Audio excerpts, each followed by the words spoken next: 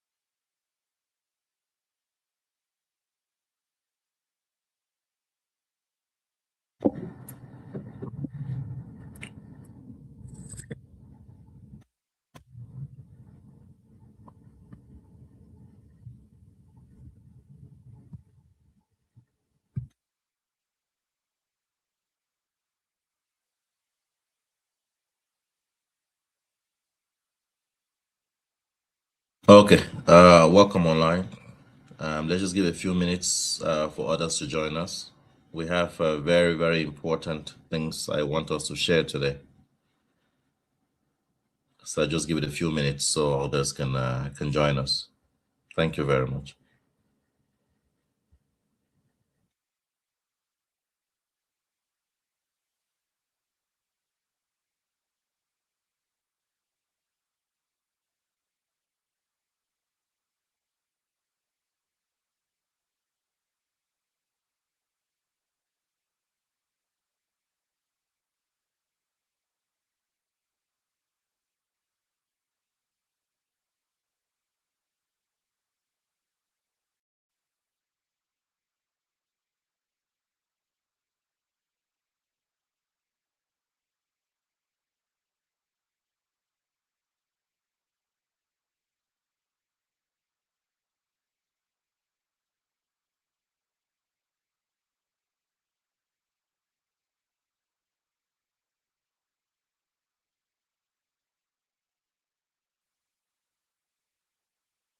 I see you guys coming on.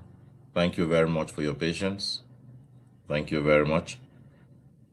I hope you can hear me.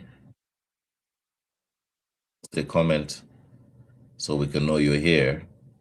And feel free to post any questions you may have doubts about. Hopefully I can try to answer that before I get deep into to everything we have to talk about today.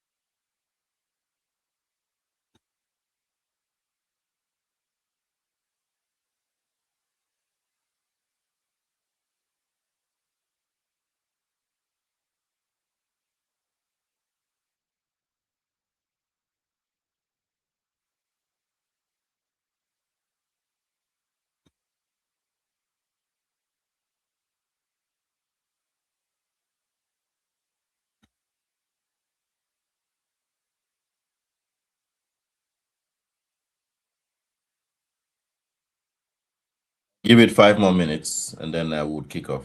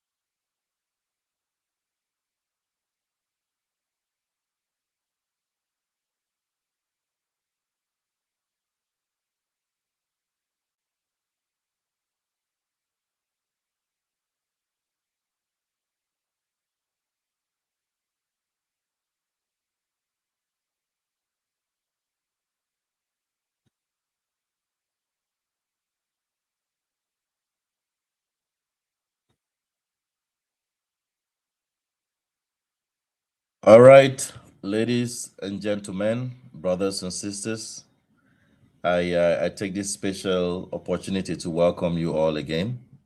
Thank you for being patient. Thank you for joining.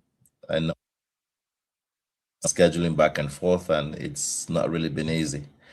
So I want to thank you especially for honoring this invitation and being able to join us tonight.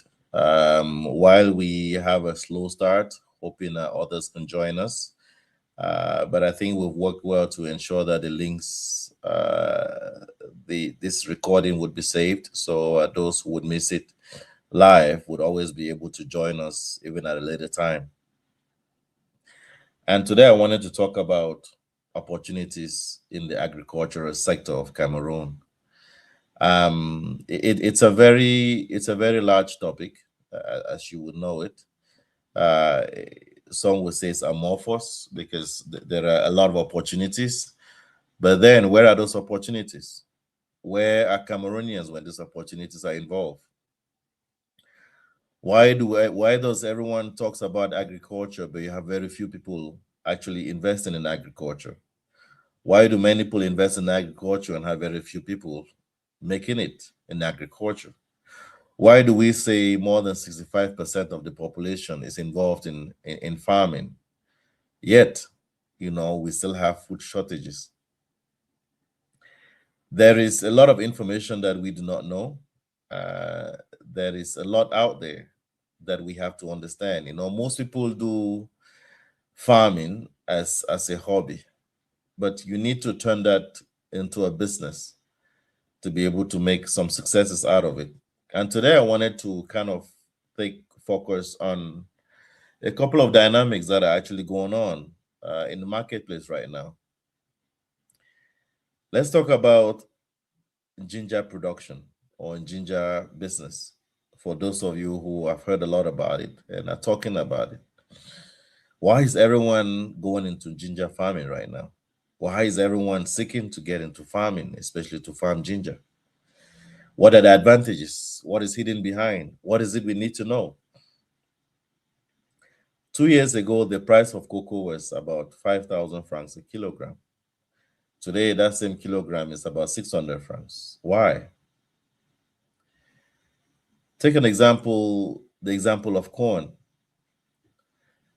Corn, uh, right now, the price of corn is about 71 francs a kilogram.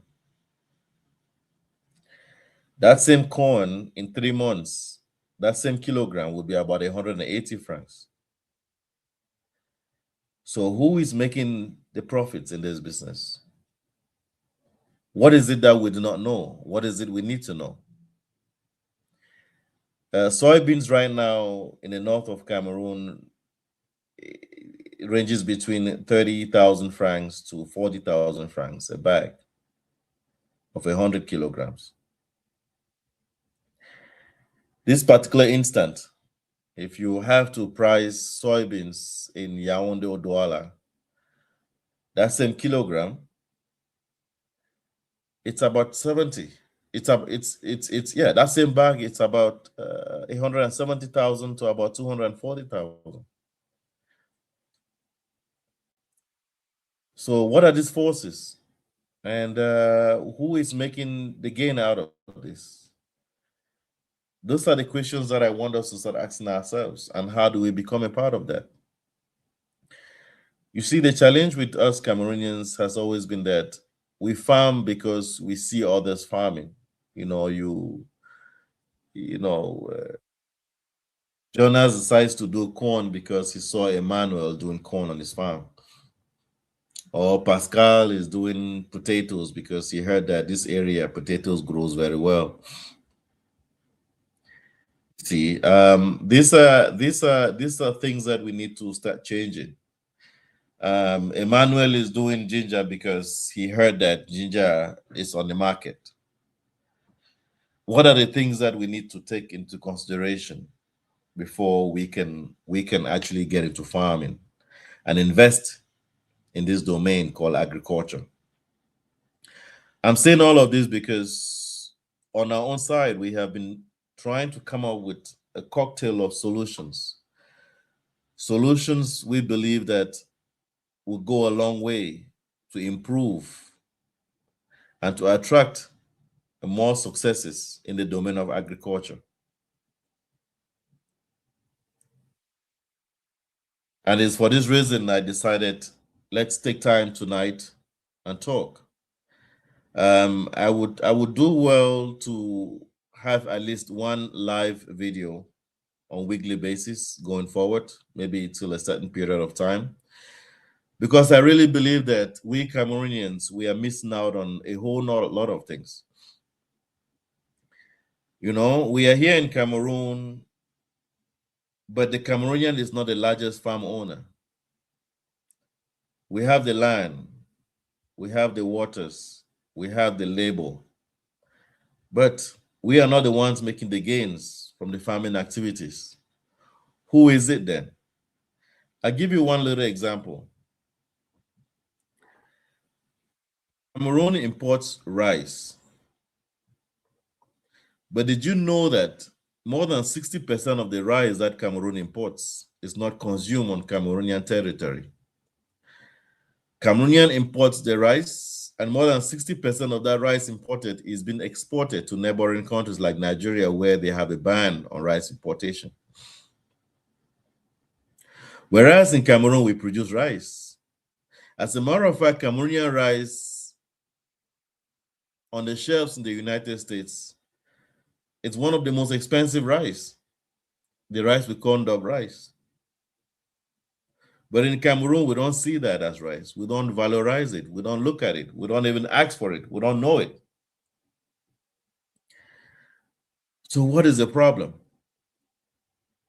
Until you start to understand these dynamics, then you can understand what part of the ocean you can step in. Because agriculture is an ocean, it's vast, it's big. And many a times people don't even know it. They go looking for the streams. They look for the meanders.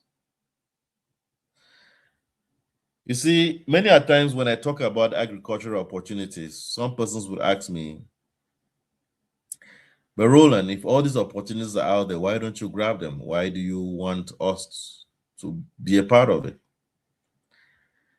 I had one time someone even asked me, but Roland, you came to Cameroon and we are sure you had some means. Why did you decide to even spread yourself out? You could have just gotten some land, fenced it up, built some greenhouse farms, had your contract with supermarkets, producing supply rather than trying to get everybody involved, engaged, and trying to motivate and inspire each and everyone. And my answer is simple: I do not succeed if we do not succeed. That has always been me. I don't believe in individual success. I believe that success is communal. Because I always give this example where I say if you live in a neighborhood where you are the only one with a fenced house and everybody lives in poverty and they barely have a roof over their head, if there's any break-in or burglary into your house, it would be those neighbors. And it's because they believe that you're living a better life than them. They believe that you're doing better. They believe that you have things going better for you. So for you to minimize or avoid that is to ensure that the people within your community, people within your reach, at least are doing as good as you or doing as good to live as humans. There are times you go to some neighborhoods, you find a multi-billionaire person living there, and just next to him is some person with roof over their house. And yeah, they can be comfortable, but there's a way they look at you every now and then when you walk in and out of your house. So my idea has always been, how do we increase the state of our impact? I believe that if Cameroon has to change, then we have to start thinking Cameroonian. We have to start thinking all of Cameroon, not just individuals, not just a tribe, not just a region, not just a people. I believe that if we have to make this better, then we as a people have to be better. And when I say we, it's our generation. We have forgotten that we are not here forever. The kids that we leave behind, what becomes of them? I bet you that if our kids have to live the same, have to go through the same struggles like we have, they won't make it. A lot of them, especially that right now we we uh, we're trying to give them a comfort of life.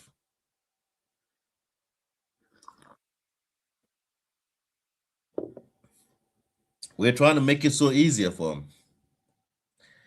It's probably not helping them. It is helping us fulfill the aspect that, well, I don't want my kids to have to go through what I went through. But believe me, someday you won't be here. How would those kids live? So we need to first of all have very realistic ideas and plans of how we want to live this world. But also we have to also ensure that those who are coming after us, we can train them and provide them with the tools and resources necessary to meet up the challenges that the world of today and tomorrow would face.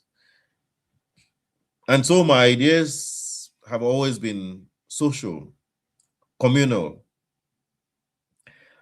I've always wanted to create solutions that can satisfy a wider need of persons, that can meet up the obligations of many persons in many places, which is why sometimes we create a solution and then we see that it is limiting. We decide we have to go further. We keep extending and extending.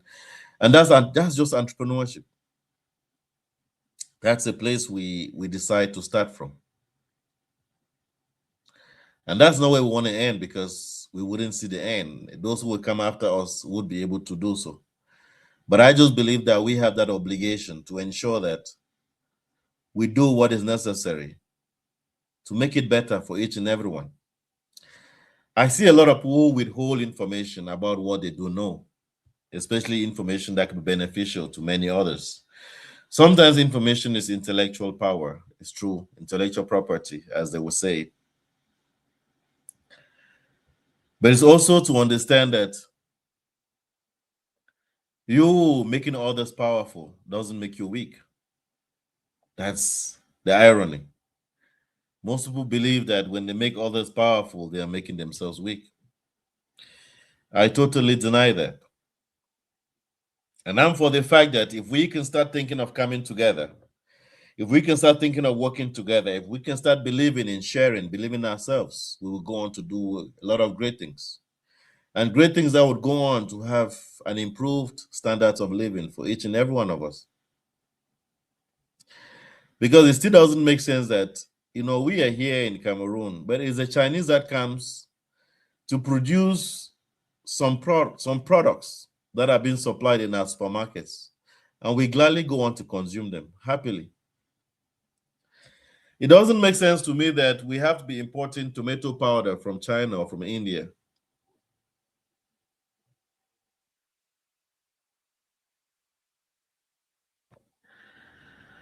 You see, um, so there is so much. There is so much that we can get to do.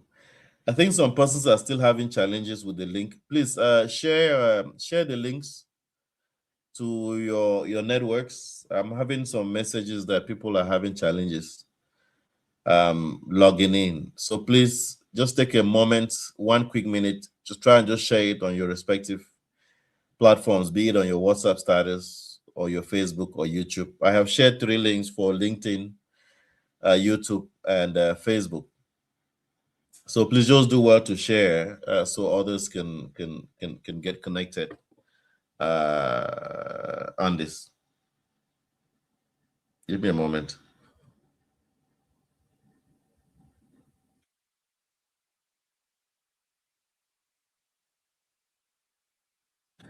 Yeah, some people are having challenges. Any other person having challenges on this link, please? I don't see why it should be.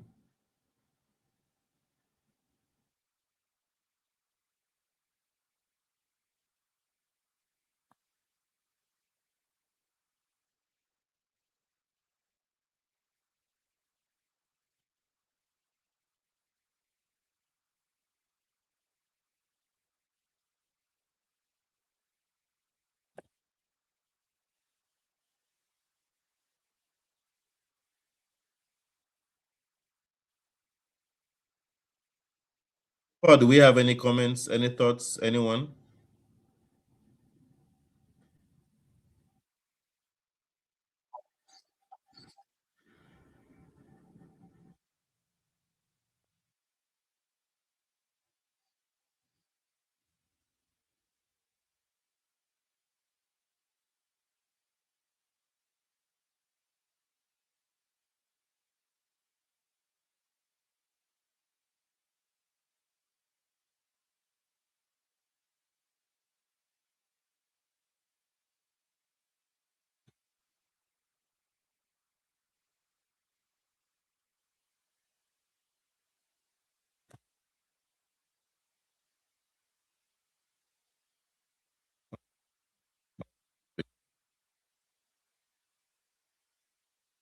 Yes, sorry about that little interruption. I'm just trying to ensure that everyone is connected. Of course, this is it's a recorded session, so even if you don't get it now, you'll be able to get it later on. I hope so. These are just a few challenges of technology, but I hope that during our next sessions, we will not have these challenges anymore. So I was talking, let me share with you some information, and people have gotten to my inbox to ask me the various questions as to should they invest in ginger right now? When will the prices stop? What will keep happening? But let me just take a moment to explain to you what is actually going on right now. For ginger, especially, I think about 2 years ago, the production of ginger actually brought about a viral infection. And that infection, to this date, we still haven't had a cure, which is why the demand for ginger continues to be on the rise because the seedlings for planting are unavailable. Whereas there's a global demand for ginger for many reasons, medicinal, nutrition, cosmetics, and all of that. So that demand continues to go high, whereas production continues to be very low. And the inputs for production are very scarce, or the good ones continue to be scarce. So that demand is still up.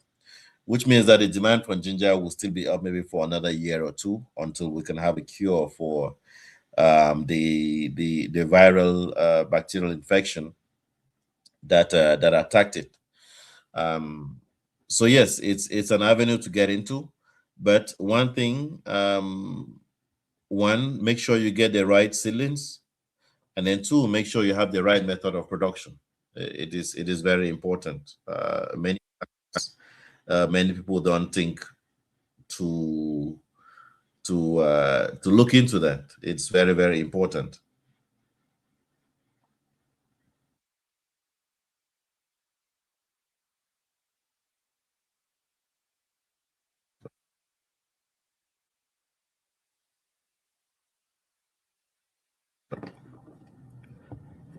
Secondly, sorry, feel free to post any questions anytime you have them.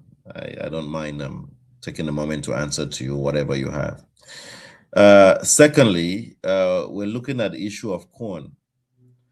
We have a drastic drop in the prices of corn this year, and people are wondering why, and they're wondering for how long that would be. We've always imported corn. Corn has always been able to come from outside to supplement what is needed.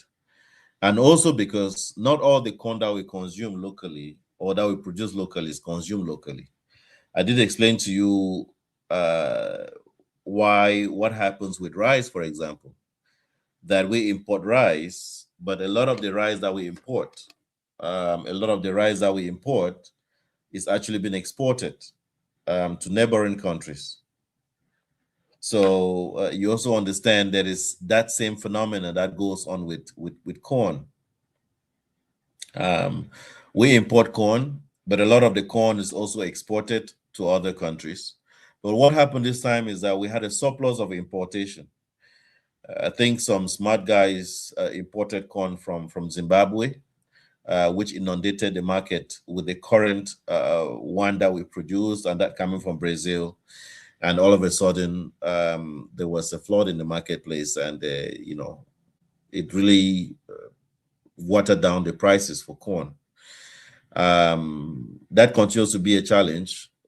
People would think, well, how do they resolve that? Because now that we know that we can import corn from Brazil and from Zimbabwe, so why do we have to produce it? Especially when these countries are producing corn in more efficient ways than we do in Cameroon. I mean, you would imagine in Brazil, you are able to harvest 12 tons a hectare, whereas in Cameroon, you're still doing 2 tons a hectare.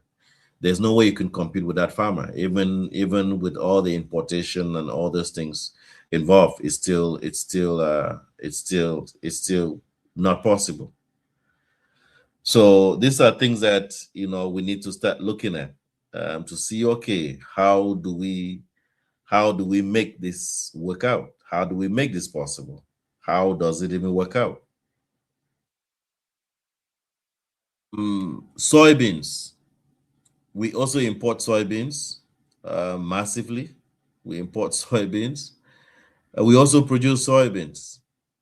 And it's one of those crops I don't understand why people don't even get into mass production, because it is so easy to grow and it is so beneficial to all living animals and humans. But we don't get into it. We are more or less focused on the other things that we believe that um, um, we could be doing. Like I said earlier, the price for soybeans right now it's between 30 to 40,000 francs a kilogram for a hundred kilogram bag right now in the north of Cameroon. If you had to go to Douala or Yaoundé, and you can check it out, the same price for that same bag is about between 170 to 240,000. And someone made a comment and said, "Oh, transporting one bag of soybeans from the north to Douala, it will not cost you more than 3,000 francs." But again, you have to get the market right. There are other dynamics that play in. But that's where people like us come in. We understand the marketplace, we understand the forces that are in, and we are looking to see how we can aggregate production and meet up demands for various markets in several marketplaces. And those are some of the opportunities I want to talk to you about, because I think the idea of agriculture has always been that people want to be very individual. People want to do it by themselves.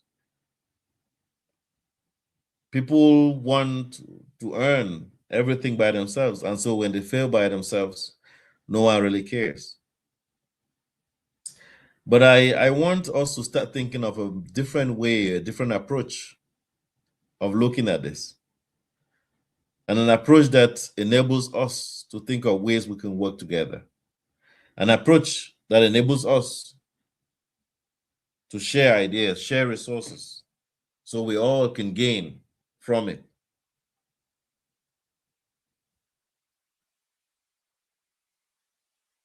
Because I believe that when we do so, then we begin to succeed. Because when the Chinese come to Cameroon, they don't come alone. When the Lebanese come to Cameroon, they don't come alone. When the French, when the Americans, when the Russians, they don't come alone. With the Indians, they don't come alone. They come with their brothers and sisters, they come with their families, they come with the bank, they come with everything.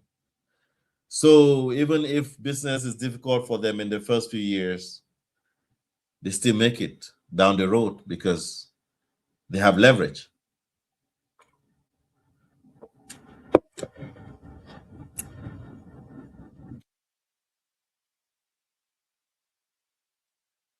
So I want us to start looking into those aspects. How do we come together? How do we work together?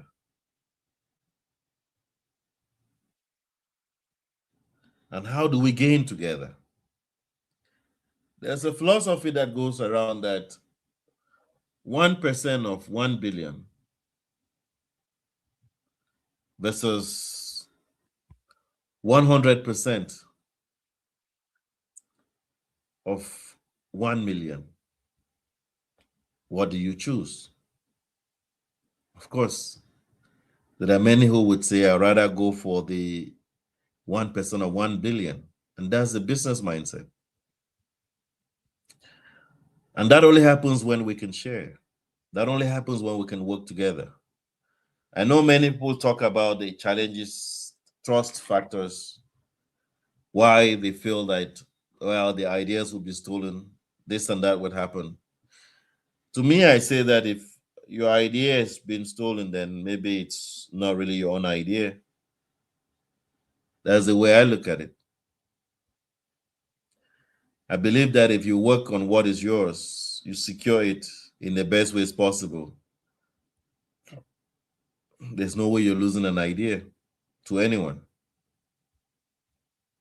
Your idea would always be your ideas. In the industry that we've been for this number of years, everything we've done has been copied. And that has been our business model. We prefer that it should be copied because they said if people don't copy your idea, then your idea is not legitimate. When we started with greenhouses back in the days, we had people who came to us, you know, for trainings. And at some point, they thought they were spies. But of course, I didn't want to bring greenhouses in Cameroon to hold off on it.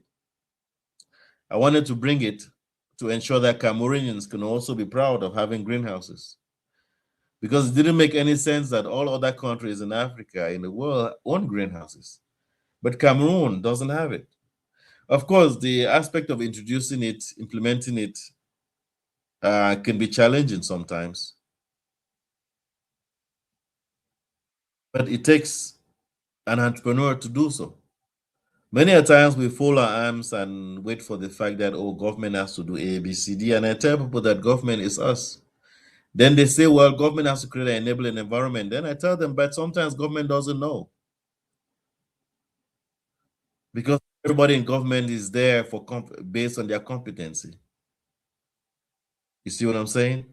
And that is where I want us Cameroonians to start thinking that there are things that do not exist, not because we have a system in place that doesn't want it to happen, but maybe sometimes they don't even know that that is supposed to exist. And that is where entrepreneurs with innovations come in. We come in with solutions to existing problems. I don't think that you have taken any great idea to any person in a ministry that is needed and you've not been paid attention to. Sometimes executing could be difficult, but yes, the attention would be there. And there are always ways to execute that. There are always ways you can execute whatever project you have. Because you ask yourself, but how come the foreigners come here and they're able to find their way around and make things happen, but we who are here, we don't? What is it that they come and do that we could not do? Whereas we have the rights, we have the powers. And I will take this opportunity to tell us Cameroonians that Cameroon is one of the blessed countries in Africa. You wouldn't you will not believe it. When you've traveled and lived in many other African countries, they would understand that Cameroon is actually a blessed country. Don't only go to some countries just to visit as a visitor where you're just there for a week or or less than a month. You won't see the realities of it. Go to a country and do business. Do business in that country for more than a year. Then you would get to know a lot about those persons, the policies, and everything. Then you would even get to admire your country even more. I think the best part of Cameroon is just the food. There's no country in this world that I've gone to that has more food than Cameroon. No country. And anybody online can argue me any day.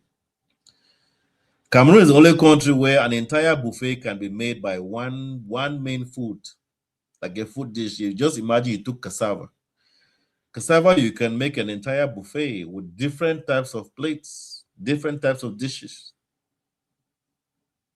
Take plantains, take cocoyams, take potatoes, take yams. You can do everything. Most countries you go, you will find rice, spaghetti, and then some maybe ripe plantains and Irish potatoes. That's it. With some fish, some meat, and no, Cameroon has it all. So I don't want us Cameroonians to be distracted about the possibilities and the opportunities that Cameroon really has. I'm taking this moment to really share this with you because I hear many people talk, I hear many people write, but we are missing the point. And people like us, we don't have that time to be able to come online every now and then to tell you what these realities are behind closed doors. Because most people who probably sit online and write to you and tell you how bad Cameroon is, check their individual portfolios and profiles. What businesses they're investing in. They're cashing in from somewhere. Sometimes they're just distracting you so you don't look at what they're doing. That's just the bad thing that some of us get to do. But while we are doing that, we're exposing ourselves to others who come and take everything that we do have. I am proud of Cameroon because it is one country that has, up to this date, has still kept its sovereignty. There are some countries in Africa you go to today, you find a policeman is a foreigner. You go to a country where you find a policeman who is a Chinese. You go to countries, you find, a mayor who is an Indian. Of course, those times may get there, but we're still here in Cameroon where we still believe that we still have persons who can do better. My mentor always told me, you can be the best carpenter in the world, but you need the owner of the house to show you where the roof is leaking so you can fix it. What does that mean? All I'm trying to tell you is that you, Cameroonian, in here in Cameroon, your place is still very valid. Many a times we want to run out of Cameroon thinking that there are better pastures out there. It is true. But many a times you don't know the realities of those pastures that you're chasing or you want to go out for. Believe me. There are many people out of Cameroon today who wish they never left. There are many even more who wish they could come back, but they don't know how to do it. There are many who wish they never sold off their properties so they can move. There are many who are regretting many things. Many people are in the US today, for example, and I speak for that, just because maybe the option of coming back is not as valid as staying. There are many actually who are actually stuck. They're not there because they love it. They're there because there's no other place to go. And I always tell them, these countries are changing. Things are changing so rapidly. Someday we will not be accepted in those other countries.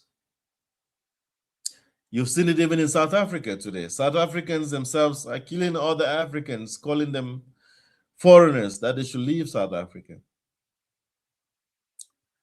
Where did we go wrong in Africa?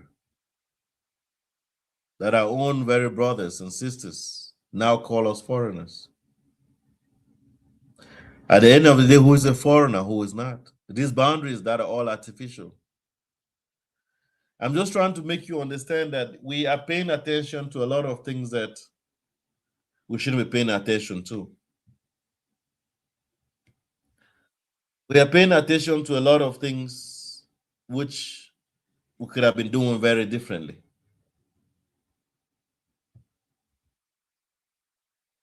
I just want to believe that if we Cameroonians can really start focusing on what is ours, believe me, change is coming faster than you could ever imagine. Stop snoozing, my brothers and sisters. There's a whole lot that we can achieve. There's a whole lot that we can do, but we are distracted. I keep saying we are distracted. And I say we are distracted because over the years, we have been doing something I consider incredible. Many years ago, maybe about 11 years ago, I made a post one time, and I talked about the fact that the business opportunity I was bringing on was that which could suit everybody. Everybody could benefit from it. Everybody could be a part of it. And someone came and said, well, if you have a business that everybody benefits, then it's not a good business.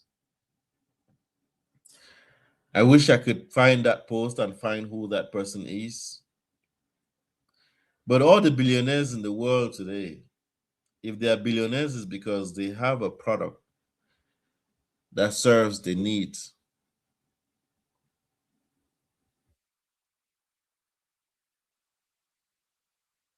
of more than 75% of the population at a particular point in time. Think about them all. Think about them all. From Bill Gates to Dangote. Think about them all. To the Zuckerbergs. Think about them all. So we have to start thinking of how we do inclusive businesses. And agriculture today in Cameroon is the one place where we still have opportunity to do a lot more. Agriculture is the one place in Cameroon where we can still do a lot of things. Yet we are looking out of the box thinking that there are better ideas out there.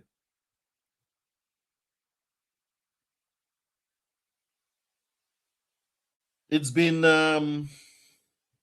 3 years that we decided to move a lot of our operations to the north of Cameroon. And I would go into this topic for the sake of this conversation with you guys. We started with greenhouses in 2013. We started with bamboo greenhouses. We evolved to wood. It took us several years to come up with metal design greenhouses.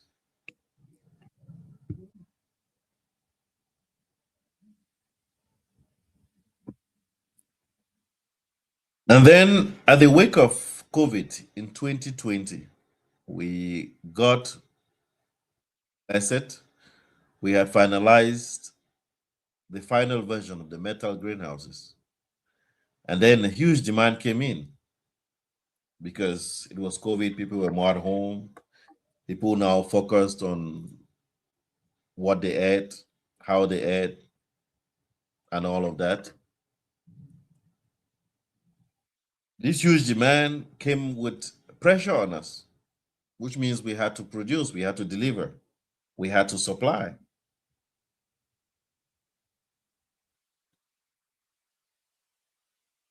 How did we do it? we revised our business model and introduced a model of franchise. With the franchise model now, what did it mean? It meant that you could come to us, we build a greenhouse for you, we have somebody that we train, and that person would manage your greenhouses, and we will secure the market for it. At the same time, we went to supermarkets, had deals with supermarkets, and made them understand we can produce, this is the price points you have to buy. They bought in. Went even to the Ministry of Commerce. We had several engagements, went even to the customs to ensure that we could have exoneration. So we did all of that because we realized that there was a huge demand that was coming in. And with that demand, we also understood that supermarkets were hesitant to take locally grown produce because they were not sure we would be consistent. So being consistent in production really meant that we need to be producing year round in different parts of the country. So the franchise model kind of gave us that explosion. We did that very well up until 2023 when I started realizing that, well, there were some limitations to us. We were a little limited because now we were only focused on greenhouses or greenhouse farming, but there was a wider population out there that needed some other types of farming, which is open field, grains, cereals, food crops.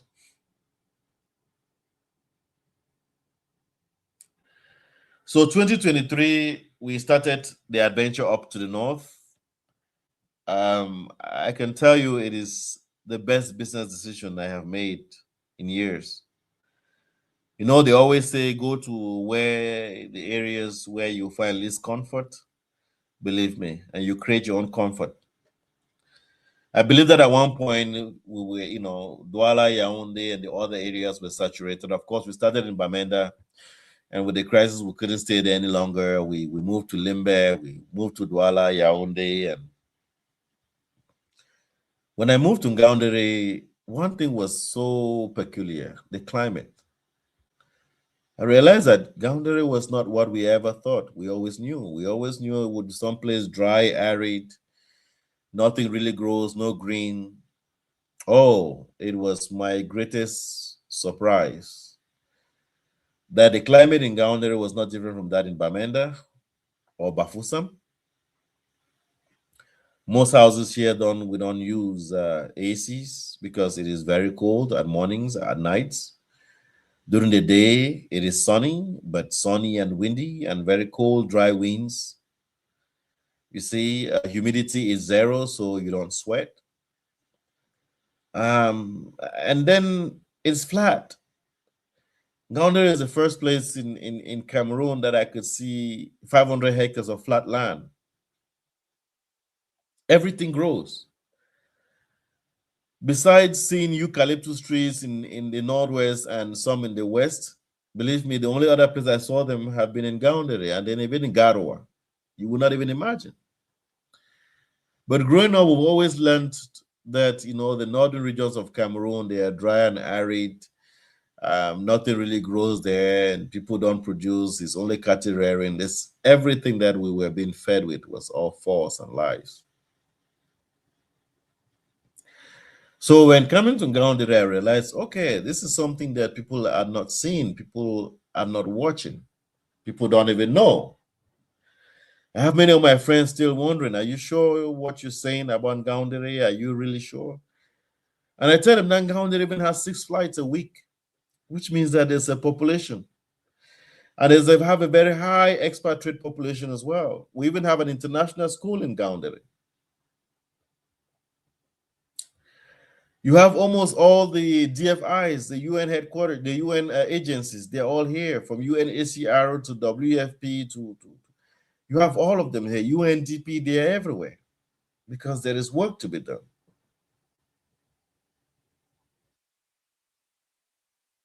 Are you getting me?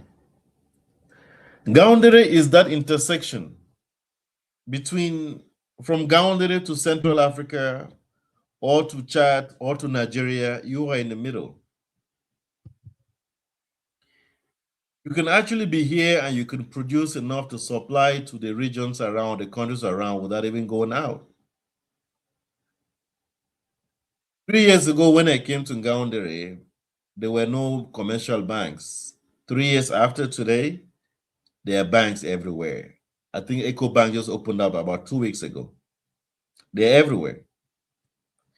When you see the influx of banks in places, that should tell you something. When you see the influx of Chinese people in a particular place, it should tell you something.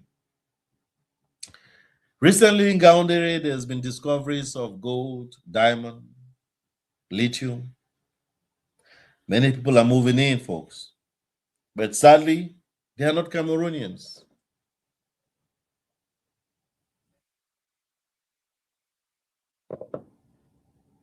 Where are the Cameroonians? The locals of Gaoundere are actually moving out of Gaoundere because they believe that, well, there's something better out of here. So when they finish school, they move out. Whereas we are here, we are tired of being in another place that we're moving in here.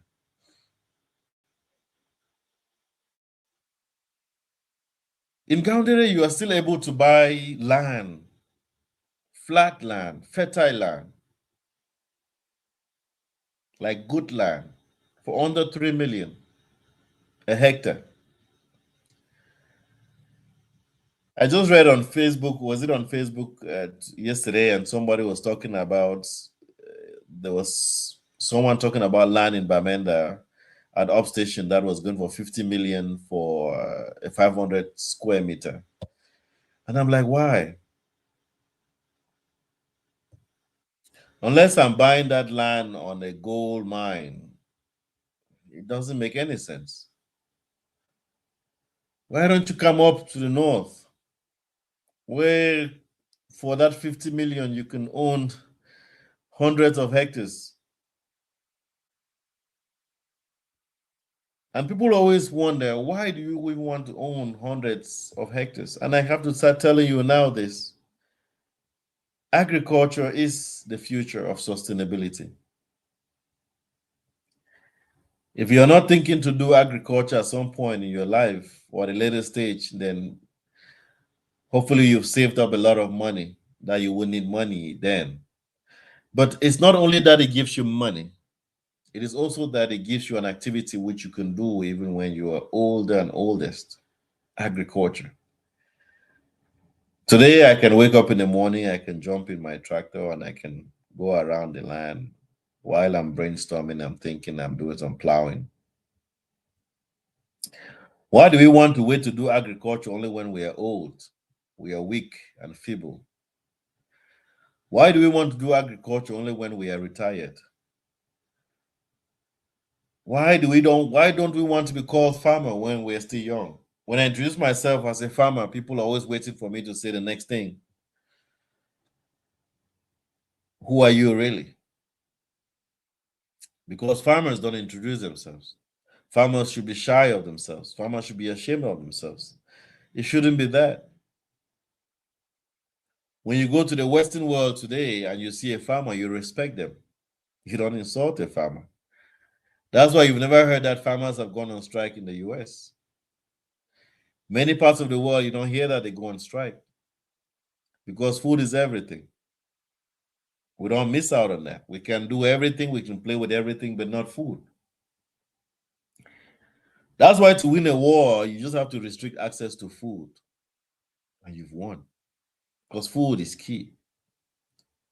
But how come we have all these fertile lands, we have all the waters, we have all this human resource, we have intellect, but we Cameroonians are not looking at farming as a profession?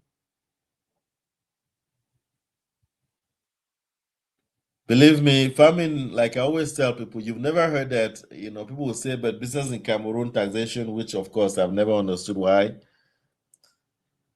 You've never heard that a tax officer has gone and sealed a farm because they didn't pay taxes.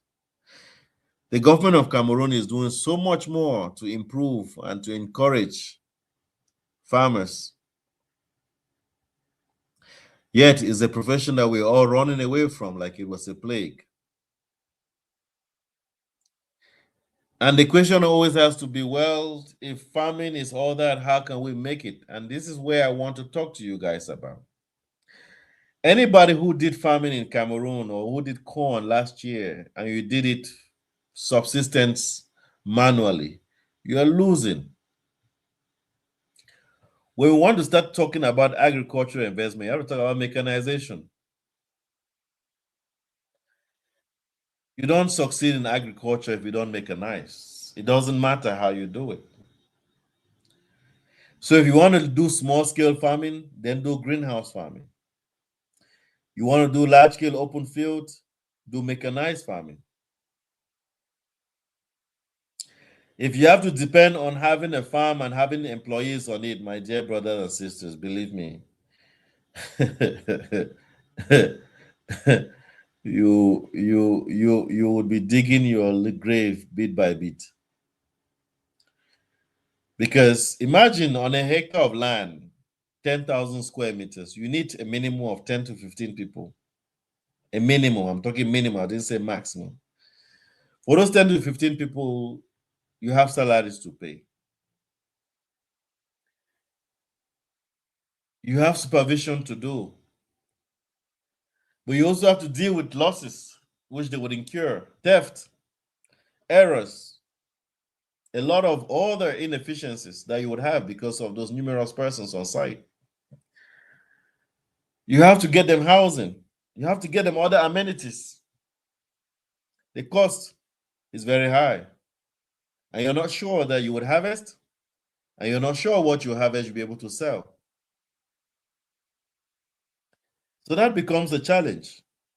I'll take an example. Someone told me, oh, they bought 100 hectares of land in the East region, and they bought it for 100,000 francs each per hectare. So they didn't spend much and they're happy.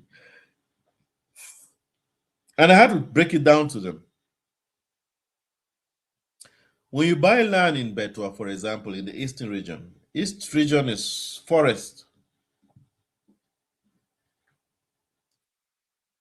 100 hectares is land that is inaccessible, which means you have to create your own access to it. It's in the forest somewhere. By the time you get there, you realize that you cannot even cut down the trees because the Ministry of Forestry would be up on you. You actually buy those trees because you bought the land, but you never bought the trees on the land. That land belongs to this tree belongs to the state. So you would actually see that the trees on the land which you bought, you're actually paying to fell those trees down. Then by the time you put those trees down, what happens? The roots have to start shooting up. The roots have to regrow. So you are wondering now, how do you fell those trees down and then how you dig out the roots? Digging out those roots, you require a bulldozer. A bulldozer charges you 50,000 francs per hour, 400,000 francs a day for 8 hours. An average day for a bulldozer like a D7 or D9 is about 750,000 francs a day. And that per day means they can only probably do about a hectare. So now do the math on 100 hectares which you had. That's one. So it would probably take you about 2 years to start farming on that particular land. And many a times people end up doing plantains. Now you have plantains that are fighting amongst the trees, fighting amongst the roots. It's challenging. That is not even all. Think about who manages the farm, who supervises the farm, who lives on that site. Who do you get who would go live on that site in that bush by themselves? Well, you would find somebody, you would always find, they would say, Babana. They're always short-lived. They will only come to that land because they're desperate, they don't have a place to live, they don't have something to do. Once you pay them 2, 3, 4, 5 salaries, they're good, they move away. They wouldn't even tell you that they're living. You just have to call someday and some neighbor there will tell you that, oh, that your farm has been empty, you've not been around.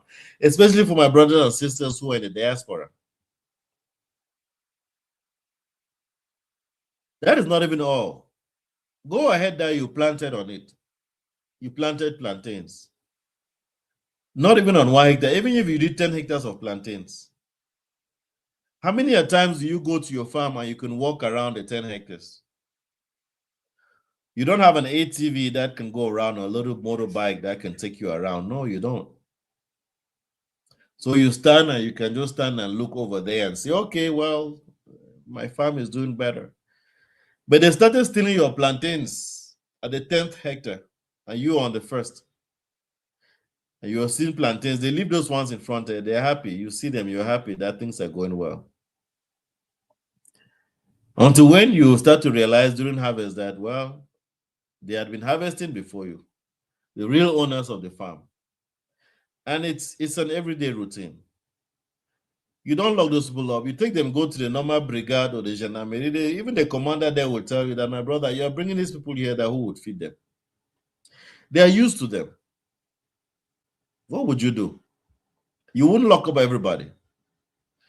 Next thing also is that you will not be paying them luxurious salaries because, these are people who are just laborers. Now you have somebody in your farm and you're paying them 50,000 a month and he's there with his wife and kids. How do you think that they will live on that without? They eat from your farm. As a matter of fact, they even sell to eat from your farm. I hope I'm talking about this for you to understand those challenges that most of you don't see before you get into an agricultural opportunity or venture. The topic for today was really unlocking these opportunities because many of you want to get into agriculture. I get so many messages, and unfortunately, I cannot answer to them all. And I just said I will start talking about them. And it hurts because it hurts when I hear people invested hundreds of millions and they had to leave.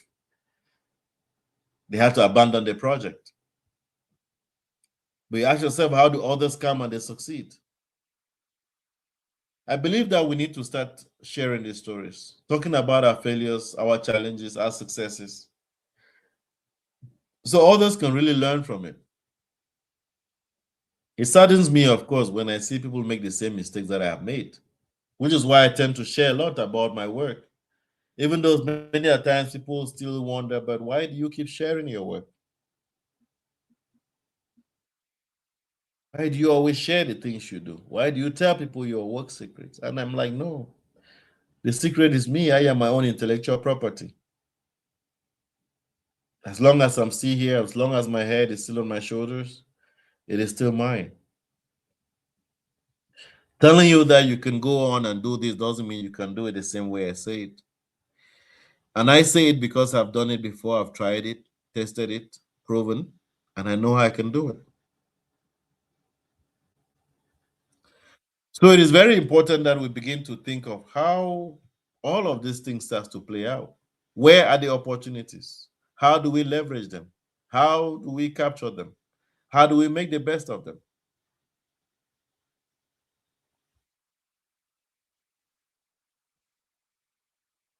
You see, agriculture in Cameroon today is an avenue where there is a lot of skepticism on it. There is no bank that will give you a loan for an agricultural venture unless you have enough collateral. As a matter of fact, bankers don't even care about the project you want to do. They care about the value of your collateral. Anything a bank does about looking at your business plan is just a formality. There's no bank in Cameroon that cares about your business plan. That's why most of those business plans they come from cyber cafes. Right now with AI, anybody can script anything and give it to a bank manager. But the bank manager doesn't care about your bank, your business plan. What they care about is the value of collateral, and if that collateral is authentic, that's all. So you have to start asking yourself,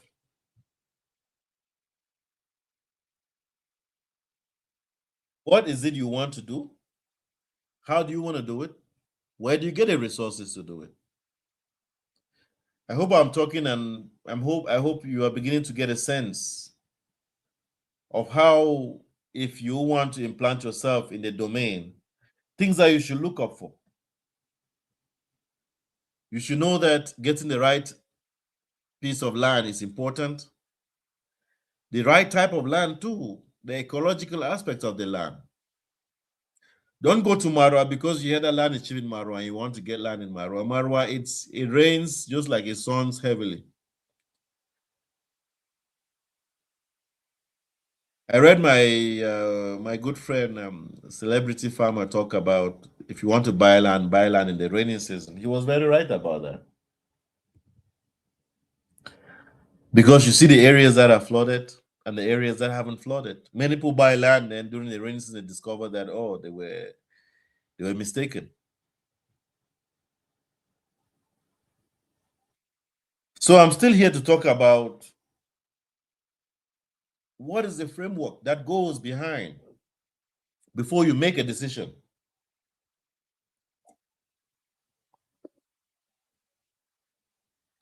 Before you make a decision to get into agriculture as a business. There are many things you have to underlook. And that brings me to the point where I come up to say we love agriculture, but we underestimate agriculture. We don't pay attention to it.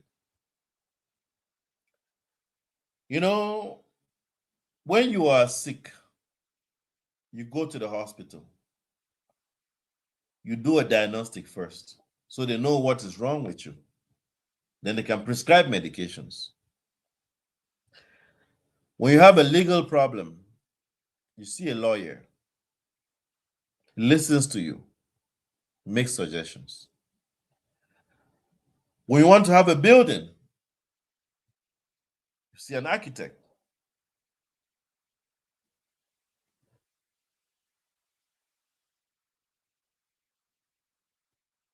And the architect comes up with a plan and everything. But why is it that when you want to get into farming, it is your instincts that takes you to agriculture? Nobody believes that an agricultural consultant has a role to play because they say, well, my grandmother did plantains, I saw it. I will grow the plantains and I'll take to the market and sell. That's a challenge. Everybody believes that they know agriculture. Everybody believes that they understand it. Simply because it is about putting a seed in the ground and watering it and let it grow and harvesting. So they say la terre ne manque pas. No. La terre va te tromper if you don't take the right steps. Many people make those allusions. And because of that, they run into challenges. And then they will say, oh, yeah, I read on your wall that this, that, that. Oh, I read about this, I read this about that. No. Take your time. Respect everybody's profession. Talk to those who know it. Talk to those who have been there. The fact that you can plant a plantain and it grows and you harvest, they say the harvest up and the harvest down, doesn't mean you can do it. Okay? Not everybody who can dribble can score. So I take this to kind of really stress on that aspect. We have a training school, and many a times people ask themselves, why do they need to get trained? They can go on YouTube. But then when the challenges come, they fall back to you. Or they come to you when they are going through challenges. They never come to you before they get started. We see today there are many agricultural training schools in Cameroon. But you don't go to a farm and you meet somebody who will tell you that, oh, I was trained here, I was trained here. All the farmers on farms are just street farmers.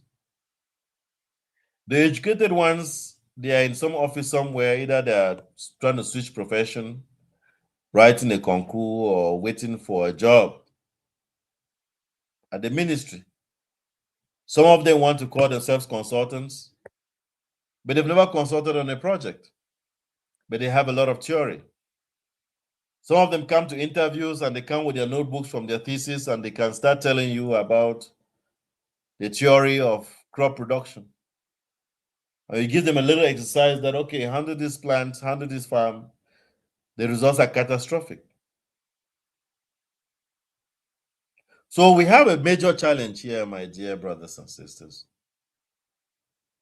And the challenge is that Cameroon has all the resources needed for everyone to make gains in agriculture. As a matter of fact, Cameroonians are better farmers out of Cameroon than in Cameroon. Travel around Africa, most of the major farms, you find a Cameroonian there. Major farms, you find a Cameroonian there. Just look around. Most of the farms owned by heads of states of Africa, if you always find, I can be very sure 50% of farms owned by heads of states of Africa, they have a Cameroonian working there and playing a major role in those farms. Most of them I know. Most of them I know them. And I always ask them, what happened in Cameroon? And they would always feel, well, Cameroon didn't valorize me. No one can pay me in Cameroon. But I used to bring in experts from Kenya, from Morocco, from Ghana, Nigeria, South Africa into Cameroon. Pay them well so they can transfer the knowledge to our own local young Cameroonians. But also so that Cameroonians can also believe that there is a profession in agriculture. So Cameroonians can also believe that they can make a living out of that profession, which they call agricultural. But we need to do this more and more. And as time goes on, I begin to feel that weight. That I need to do more to engage Cameroonians in this domain. I need to do more to attract Cameroonians. I need to do more to show Cameroonians that it is possible, it is feasible. That's why we have not only focused on production, we are focused on the entire value chain of crop production, that entire value chain. And we are not ending there. We have a lot more we want to do. We have a lot more we're going to be doing. And I plead that you all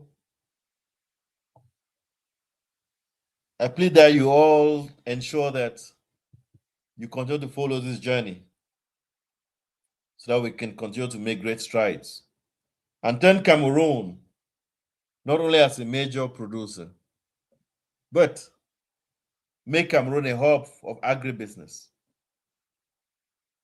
Because I know Cameroonians for a fact, they're very smart. I know Cameroonians for a fact, they're very hardworking.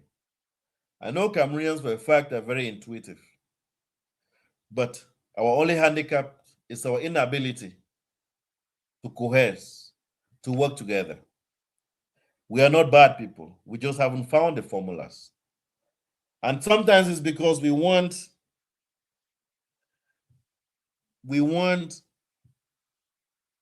many a times it's because we actually want to have it all to ourselves. No, there is nothing new that you can want to introduce. To think of the fact that life on earth has existed over 9 million years. There is nothing new you are adding to it. Nothing. So anything that you might be bringing on might just be a repetition, might just be something new during that particular period of time, but it's nothing new that has never existed. And for the short time that we all have to live on this earth, do something that can impact you and impact those around you. Ideas that you have, share. You don't know who can benefit from it. And this goes to talk to you now about what we have been doing. We have been putting in place. What we want now for people to be a part of. And I say this with a lot of confidence because I believe that, like my friend told me the other day, Roland, your food is finally ready. And I say, yes, we've been cooking it for so long, ready to be served. Who is at table? 3 years ago, moving into Ngaoundere, like I said, it changed my vision of agriculture and agricultural success. Because when I came to Ngaoundere, I realized that there were so many people who were farming, so many people had potential to farm, but they had a lot of limitations. Imagine in Gaundere, you rent land 1 hectare for a year for about 25,000. That same hectare per year in Bamenda is 100,000. And this is even undulating lands. In Gaundere, you have flat land, totally flat, which means you can rent a tractor for 50,000 francs a day and it can get the job done for you. In Bamenda, one person cannot handle 1 hectare of land, but here you can handle it because, and there are tractors everywhere. You can rent tractors. You see what I'm saying?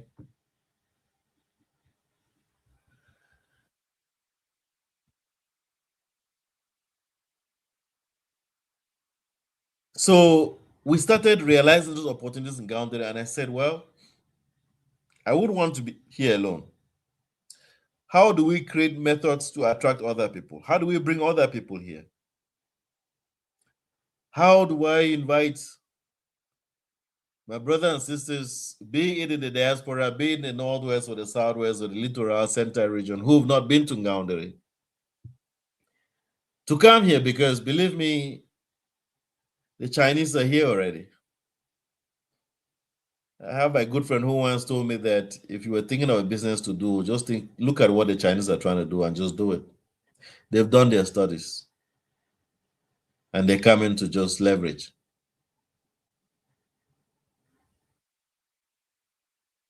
So we thought, one, there is access to cheap land. Two, there is water availability. Three, the road networks are not that bad. Four, there is no humidity, so storage is possible. So maybe we can start by identifying other groups of farmers, bringing them together, enable them to produce, and then channeling those products to market, because we realize one of the major aspects is that they never had access to markets. Like I say right now, you have a farmer right here who has soybeans or corn, and there's no market. But if you go to Douala Yaoundé, there's a huge demand for it. But how do you connect these two persons? It's a question.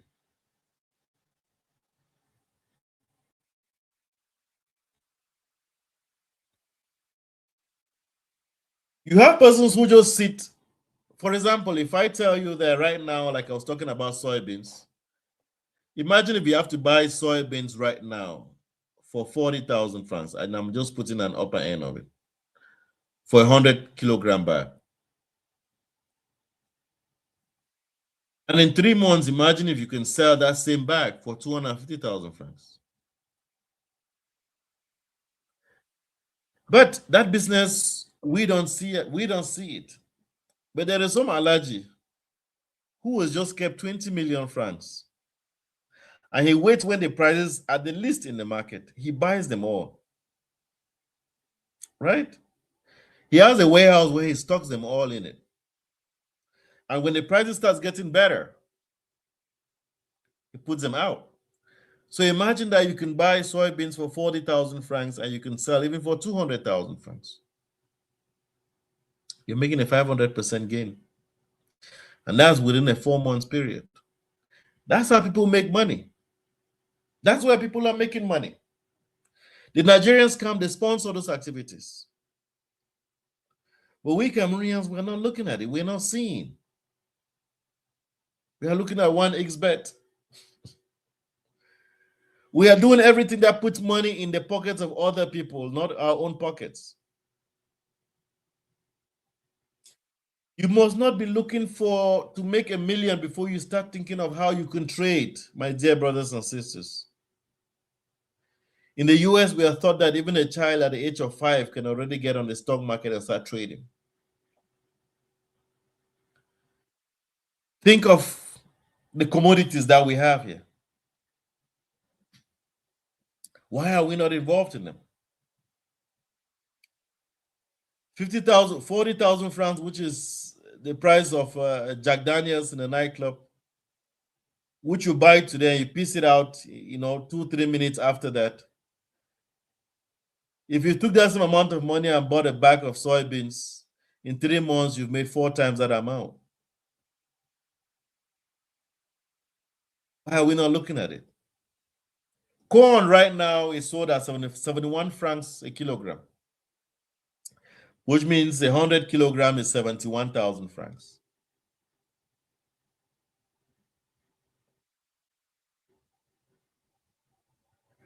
What are we doing? What are we thinking?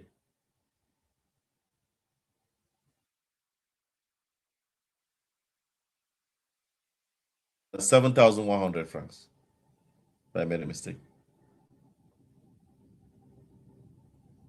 And sometimes the price even went down to about 6,000 francs. But that same bag of corn in 2, 3 months would sell for about 15 to 35,000 francs. Ginger, for those of you who don't know it, two years ago, a bag of ginger was about 15,000 francs. Today, that same bag is 210,000 francs. The Cameroonians are not leveraging that. There are Nigerians who come and buy everything, and we sit here and we watch. There was one time I made a post and I said, I've seen the Chadians who come and the shoe menders. They come here and they go to their villages and construct houses.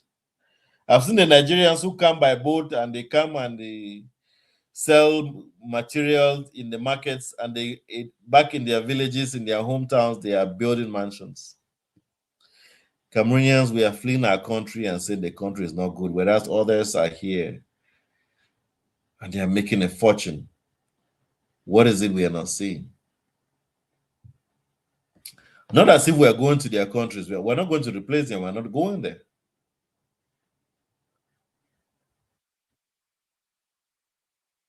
So we need to start looking beyond our own limitations to see what is it we can do better.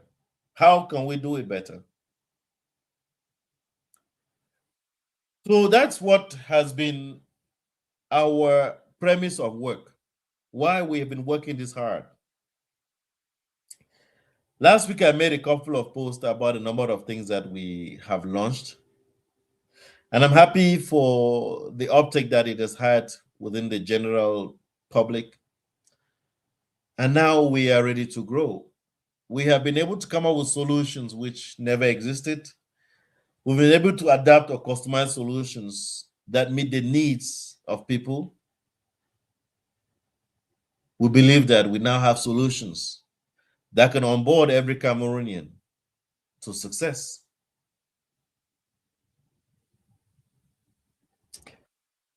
First one. The first, we have a farmers cooperative, which is like our own technical arm.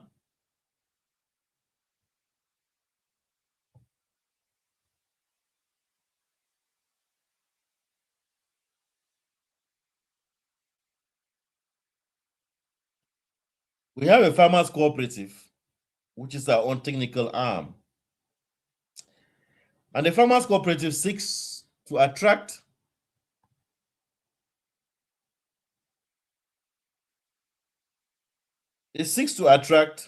and retain farmers, bring them on a platform where we could follow up with them, train them, provide them with tools and resources to succeed, and at the end, buy back their production.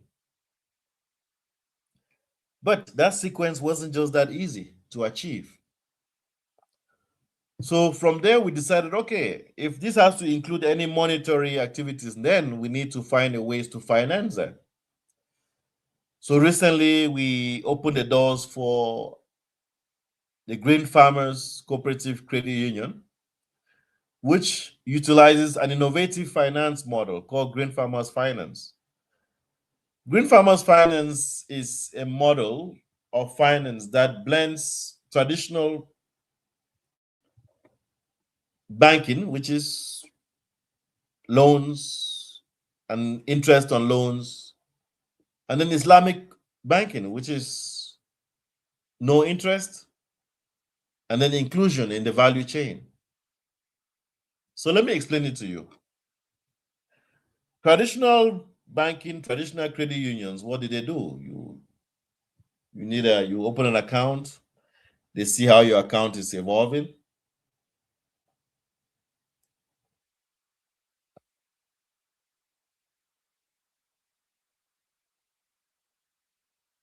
After about a couple of months, You go, you request a loan based on your profile. They can give you a loan with an interest. And they give you maybe 1 month of grace. Sometimes you don't get it. And you're expected to come back and repay. You can take that money, you can do whatever you want to do. All they care about is that you come back and you pay with the interest. They don't care how you do it, whatever you do. Like I said, your business plan at a bank is just a formality. No bank funds you because your business plan is legitimate. No, everything is plausibility. The reason that they give you a loan is because you have a collateral. That's all. Get that clearly. So traditional banking would capitalize on your collateral and don't care about what you do to get the money back. Islamic banking, on the other side, changes that and says, no, you, the banker, if you're giving a client money, you need to be part and parcel of how the money is being used so that the person gains, you all gain, the person loses, you all lose. So the bank takes responsibility in that. But the bank is not allowed to add any interest on it. But whereas it doesn't mean that the bank doesn't make money, because you're going to ask me right now, then how does a bank make money? An example would be this. You want a tractor. An Islamic bank will tell you that, okay, a tractor costs 10 million. They'll buy the tractor for 11 million. They'll buy the tractor for 10 million. Sorry. And they'll sell it to you for 10 million 5. So you would pay that flat fee. It means everything they've done, the customs, everything, you pay now that full amount. But now the bank is part and parcel of you with the agricultural activity or whatever activity that you want to go into it.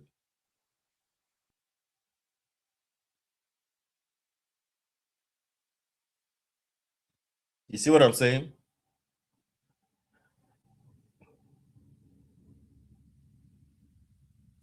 That is how Islamic finance works. In short and simple terms. So when we say that we have had a blend, what do we mean? The limitation we have with Islamic finance is that it gives you a loan. It is part and parcel of you, how you handle it, but it does not ensure that you actually succeed. There's no insurance. Because giving you a loan doesn't mean they come and do the farm for you.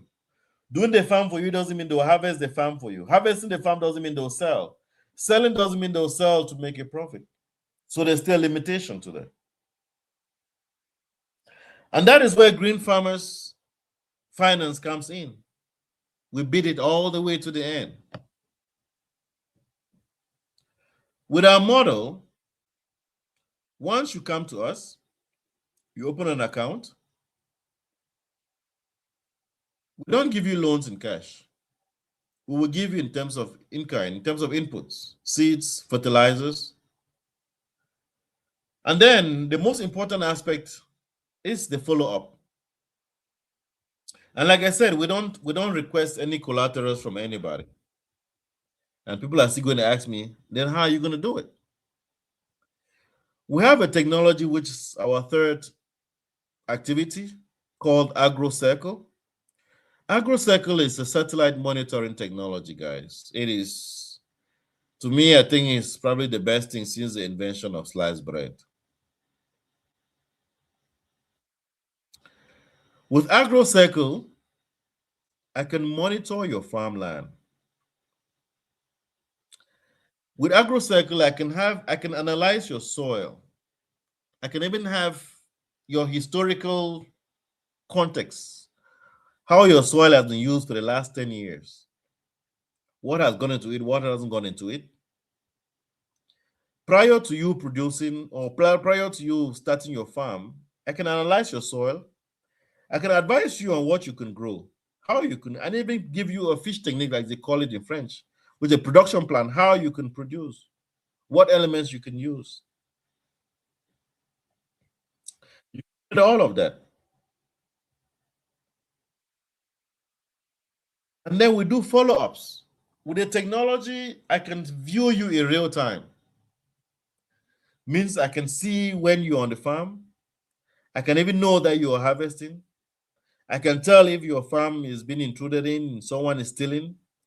I can identify the breaking of an attack if there's a disease that has attacked a particular area, and I can tell you with accuracy that that particular area is under attack. You need to go treat it.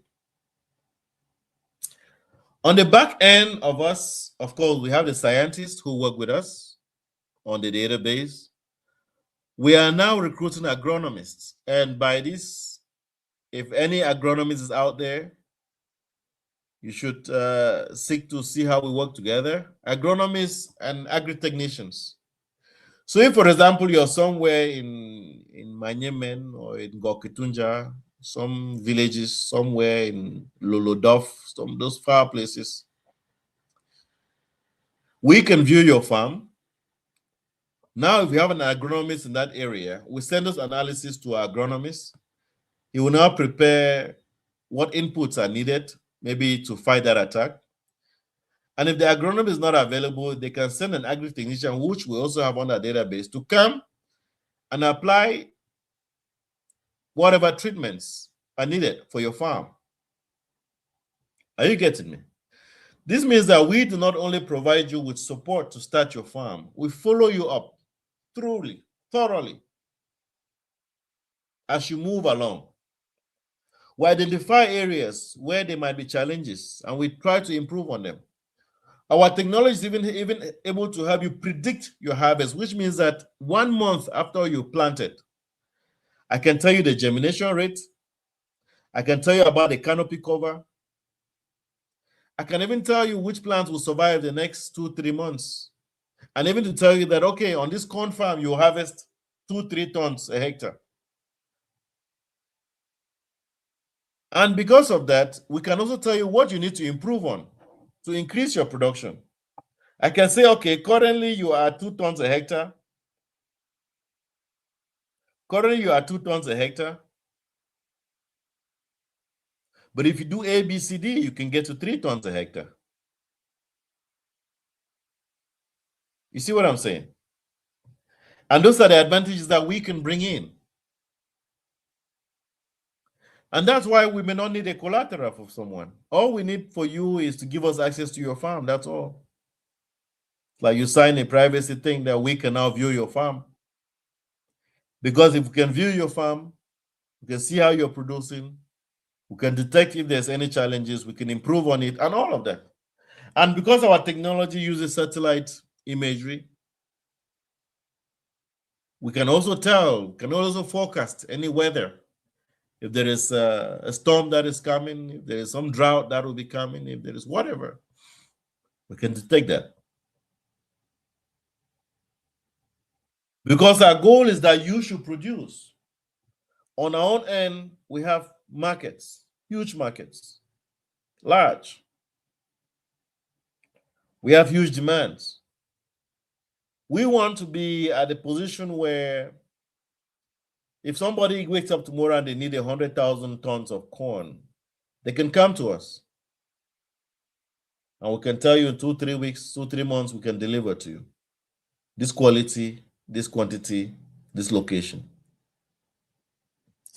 We're at a point where if you want now to produce, we can become your contract farmers because we have lands, we have producers, we can monitor those producers. We're able to do that. And because we're able to monitor your farm from start to end, we can actually assure a market for your produce. Which means that 2-3 months, we can already tell that this farm is going to harvest 4 tons of corn per hectare. And we can already secure that market for you.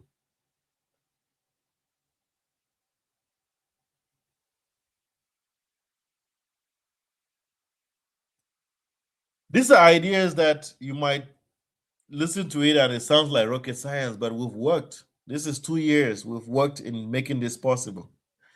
Today, we've been able to develop algorithms for 54 different types of crops, which means that we can monitor many crops on the Cameroonian market, from plantains to cocoyams to rice to corn, beans, millet. Did I talk about rice, cotton, potatoes, Irish potatoes, you name it, beans, all of that. If you don't know the importance of what I just shared, think about this. Gaundere, we might have 10,000 corn producers registered in our database. And we can tell you that in 2-3 months, 5,000 of these farmers would be harvesting from 20,000 hectares of land, and they would harvest 50,000 tons of corn. Means we can already predict the global harvest or national harvest. And with that, we can even fix prices. We can decide, okay, since the price of corn will be this, we can. So there's all of that which we can do. We are working on doing. And there are many things that we will start introducing to you guys, which I will be sharing sometimes on the contents that we post. Because we are now looking to turn what we have as a commodity trade market. You get me? Which means people will be able to get into our platforms and say, okay, I'm buying soybeans now that the prices are low, and I will sell when the prices are high. And there is all of that. We are actually building that platform right now. Within the next 2 weeks, you'll be able to log in your individual accounts. You see your account details, everything. We're coming up with something that is incredible. Mobile banking, of course, but as well as trading, commodity trading for agricultural crops. We cannot be the ones producing, but it's the white man that is doing the trade. See how they can trade on coffee and cocoa in the world markets. They determine the prices. We just here produce at their mercy. I want to create a platform where all Cameroonians, if you're not producing, you're trading. If you're not a producer, you are a trader, because all of us are consumers. And this means that we can start getting people to start trading on things that they see, on things that they eat, on things that they believe on. Let's not only be looking at trading Bitcoins and trading some stock markets in some Western world. You've never met the companies. We're here, a company that you see every day. You've seen us grow for the last 15 years. There's nothing that should surprise you about what we can do now. We have a lot of things that we would be doing. I may not be able to share all of it during this particular recording, but like I said, I want to make it a point to have at least one recording every week to talk about the opportunities that we have, to talk about the resources that we're looking to leverage. For the many of you out there who have been thinking, how do they get into agriculture? How do they become a part of this? How do they make agriculture something that each and everyone will benefit from?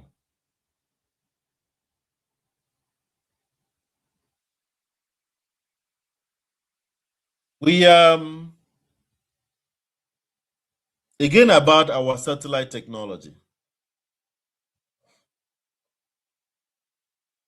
Because we are now able to monitor farms, basically we have the cartography for all of Cameroon. So I can tell you with exactitude that, oh, this particular place where you are looking to plant, this is what grows better there. This is what grows better. This, you shouldn't grow this, you shouldn't grow this. Which is why I'm encouraging each and every one of you.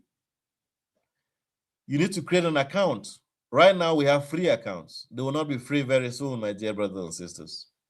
For those of you going to get into farming, we have trials right now. All you have to do, get on the website, agrocircle.africa. On the bottom left, you'll see where it says take a snapshot. You click on it. it would open up a page where you can zoom down. If you have the GPS location of your farmland, you can enter it there, and then you can just pick the polygon and you draw the line. It would send an email to us. We would give you the analysis of that, like immediately. If you cannot do it, we have created a website.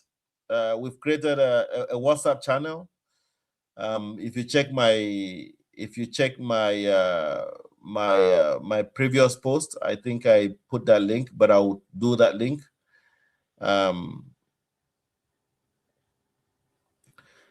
So that you can join our WhatsApp group. You can send us your location. We can create your account directly, and we can give you analysis, preliminary analysis for of your land.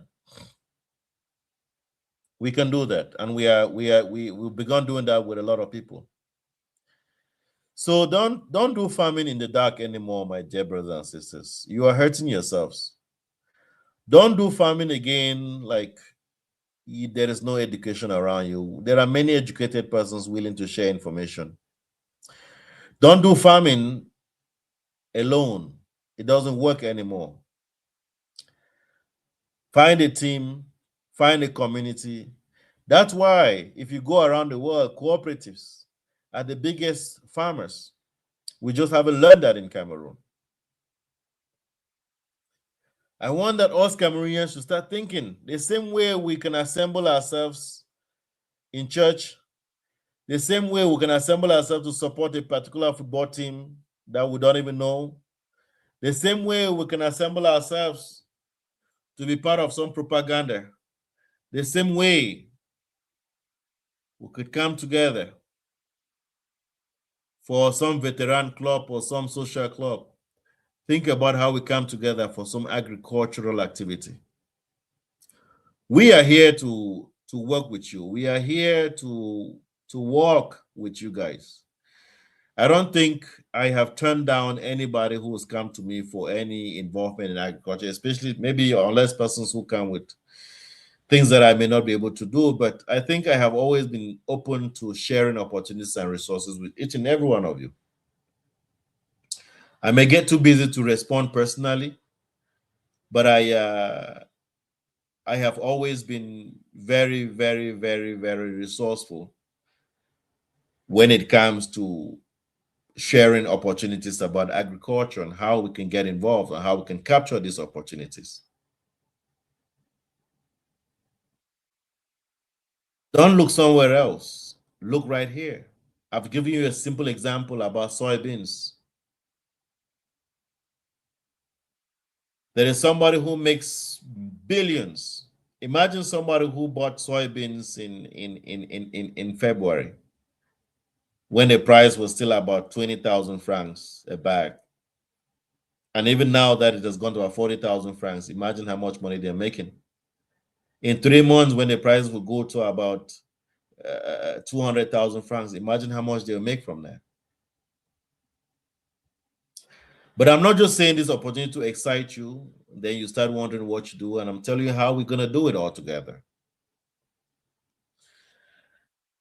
The third aspect of what we have, like I was talking, the cooperative credit union, that is the motherboard, that is the arm that is going to do a lot of the activities that we're looking to get on. And take time, let me share that with you. And I'm sure that will be our last points before I take any questions.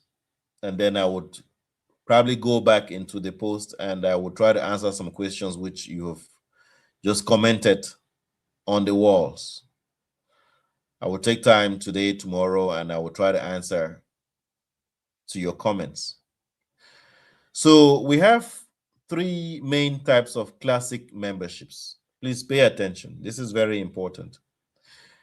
The first member is a general member.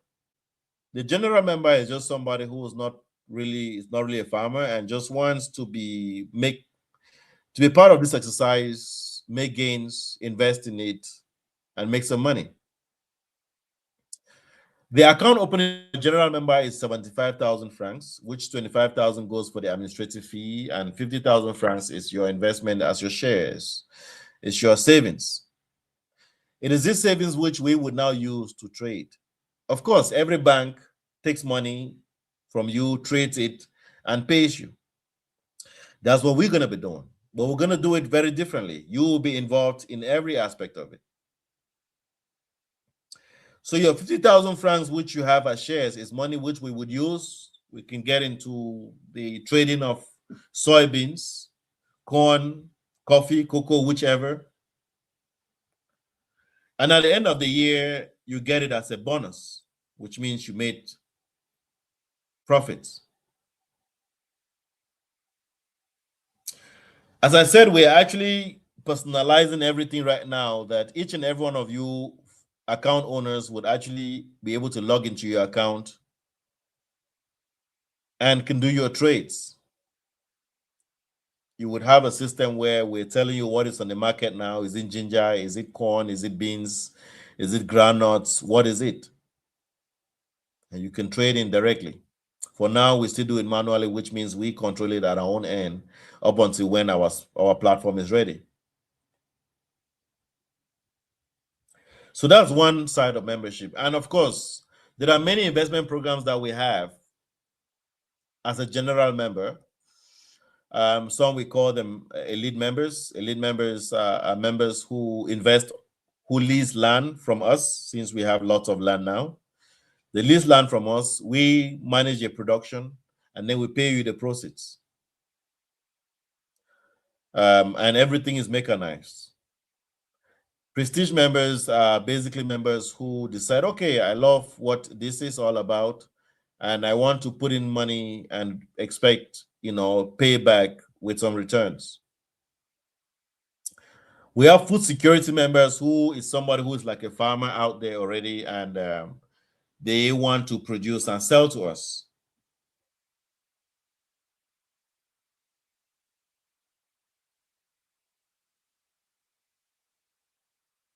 So those members, and then we have founding members. Of course, like I said, we are actually building right now. We are encouraging many people to join us. We are creating several committees, from board members to we have several committees, supervisory committees, and different committees that are coming up. We encourage persons of interest to share their interest. Join us. Let's see how we grow this. I may have had the idea to create this, but I may not have the idea to run it. I'm one person with one head. But I need people whom I can work with. I need people whom we can relate, people who we can do things together. But to accede to any of these investment programs, you start as a general member with a minimum of 50,000 francs, which would be used, traded, and you make monies. All I want to do is to do something that banks or credit unions do not currently do. If we can get to a point where we can pay our members better than any credit union or any bank, then we are golden. As a matter of fact, right now, commercial banks are about 2-3% maximum. Credit unions are about 4-5% maximum. But we believe that we can pay better than any of these entities because we have a model that is different. Like it or not, we will do something different. I don't come in to do things the way they have been done before. Like my mentor would always say, we don't wash your hands from the same water and expect them to be clean. No. The second class of membership, we are now looking at farmers. Farmers are people who own farms, are on the farm, not just someone who has an aspiration to be a farmer. Because as a farmer, when you log on, when you register with us, you give us access to your farm, which means that we're able to view your farm using our satellite technology. And we can actually see the farm that you've actually farmed. So you don't just tell us that you're a farmer. So it means you have to be vetted to be approved as a farmer, because farmers have advantages. Farmers open their accounts for 10,000 francs. And that 10,000 francs, of course, gives them membership benefits, but also gives them access to AgroCircle. So they have 1 year of farm monitoring, which means that we're able to monitor your farm. We can predict your harvest. We can do a lot of things for crops that we have we've been able to establish algorithms for. So you have access to AgroCircle for that full year. And then we also stand to buy back your production. So you don't have to worry. The third class of memberships are students. We are looking at students. We want to target students. We want students who are looking to graduate and get involved in agriculture. Students will open accounts of 5,000 francs, and it's a savings account.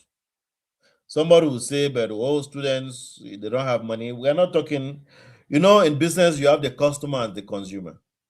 I'm not talking to parents of students. I'm not talking to husbands and wives of students. I'm not talking to brothers and sisters of students. Open a savings account for your fellow comrade who's a student. The idea is that upon graduation, any amount of money that they have saved in their accounts, we will multiply that by 2 and provide them credit towards their farm investment, which means that if you started with 5,000 francs and by the time you graduated, you've been able to save 100,000 francs, we will provide you with credit for 200,000 francs. And that credit could be in terms of seeds, fertilizers, follow-up, everything. Even up to the point of buying your production. You can't go wrong with that. Because we realize that many people who finish from agricultural training schools don't actually end up becoming farmers. It's difficult. The starting of a farming is difficult. And we want to give you that leverage. We want to scaffold you to ensure that you don't go through the challenges like every other person has to do to start a farm. So those are the 3 categories that we have. And of course, under those categories, they've been broken down into other things because we believe that we want to be flexible enough to accommodate each and every one so that we can all go on to gain. I started this session by telling you that my philosophy of work, business, is that I only succeed when others do succeed. That's why I work very hard, sometimes just to leverage these opportunities or these resources. That's why I work so hard to make sure that we don't fail or falter where we have to, where we don't have to. Our successes can be delayed, but they are never denied. And we are always in for them. So going forward, as of tomorrow, we would be sharing a lot of these ideas on our walls. I encourage you guys to follow up, to subscribe, and let's share ideas. Join us. Let's communicate. When you share your problems or your challenges, it helps us to innovate solutions towards them. So don't hold back. I am always available. You can reach out to me on Facebook. I think I try to take time to respond to, be it comments or inboxes on LinkedIn, and on the WhatsApp channels which we have, and I'll be sharing them on the comment section under this post, so that you guys can join us, and we can go on to make something that has never been done before. Imagine that for the first time ever, you can have an agricultural loan without having to put down a collateral. We believe that it is possible. It has been done in other places. It's a risk, but nothing in this life is without risk. We're actually working right now, and if there's someone out there who can work with us on that, to be able to come up with some index insurance on this idea. Because yes, even if the fact that we're able to follow up on your farm, even we are able to monitor and everything, there's still some element of risk that is still involved, which I believe that an insurance company or an insurance policy could be able to pick up on that. So we can actually de-risk agriculture to a larger extent and ensure that Cameroon can really go on to become a nation that does not only have potential to produce, but has potential to make gains in agriculture. I strongly do believe that we Cameroonians, we are blessed beyond borders. And there are many things that we can do in that entire value chain of produce to make sure that none of us say that we are unemployed or we are poor or hungry. Sorry.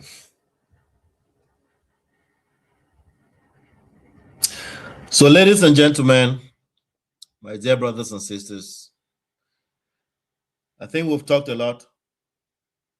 We've talked enough for today.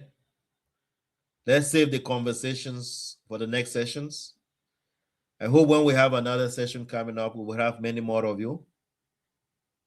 Please go on to share the links so many others could get it. I realized that we had some technological challenges at the very start. We will do well to make sure that they are being minimized on the next sessions that we would be setting up, just so that we can get maximum viewership. And for those of you who probably couldn't participate live, I hope you will take time to follow this up and catch up on it. Don't forget to subscribe to the channel, follow my pages, and leave any comments, questions that you believe that could be instrumental in us getting better. We are open, like I said, we are recruiting a lot of agronomists in all parts of Cameroon. We are recruiting agri-technicians in all parts of Cameroon right now. Please, if you don't know how to get about it, just send me a WhatsApp, a Facebook message, either inbox, and we'll send you the link. But I'll be putting that post on my wall by tomorrow morning. So look out for it to ensure that you are not missing out. We believe that we've created something where an agronomist or an agri-technician anywhere could have a job even without working. You become a field agent, a supervisor for us. Before I forget, we are also looking to now start having a database of all phytosanitary shops in all parts of Cameroon. So if you are a phytosanitary, a post to be made out so that you can submit to us your details, just so that if we have farms in your areas, we can direct farmers to you, or we can buy from you to supply to the farmers that we are serving in that area. That's really all. And now to the others who are in need of large-scale productions, we are here. From brasserie to whoever, we are now in position to meet up demands for any one of you. Because as we speak, our database is adding up. By the end of this year, we should have a minimum of about 20,000 farmers, real farmers in our database. We are looking to collaborate with different farming groups, farming associations all around Cameroon to leverage the technologies that we have, but to also leverage the solutions that we are actually putting in place. So I call on you, share this as much as you can. Share with us as well any information you believe can be useful to us. Invite your brothers and sisters, those at home, those in the diaspora. No one of you again should do farming in the dark.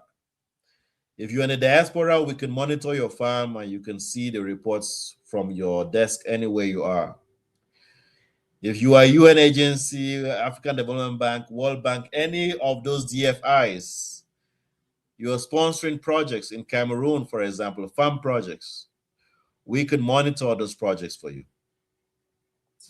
Don't waste your time trying to send people on the ground to run around, which you know they won't do that. If you have a 50 hectares farmland, how do you expect somebody to walk around that land and see everything that is happening to give you a vivid report? Satellite imagery is what can answer to that particular problem. So we can give you all of that. So reach out to us and let's see how we can be of service for the greater good of all of us. Our ambition, our goal remains to make Cameroon a greater nation than it is. Our vision is to leave Cameroon better than we met it. And our mission is just to ensure that each one of you listening, each one of you who will listen, each one of you who is Cameroonian, you don't have to get into the pitfalls as others have done in the past. We want to be able to share and leverage all these opportunities that Cameroon has for Cameroonians so that we can be gatekeepers of the opportunities of our own fatherland. That is my wish. It is my prayer. And I hope that it sinks and sinks very, very deeply in us all. I would go on the comment section. I will try to answer some of the questions that are there. And again, questions that will not be answered, the next live session, they would be answered. But believe me, we would have a solution to how well we communicate and how well we leverage ourselves for the greater good of all of us. I take this particular moment to thank you all for being here, for those of you who withstood the entire time of this live session, for those of you who take time to listen, for those of you who would share to your loved ones. I thank you all again, and may God bless you. Bye.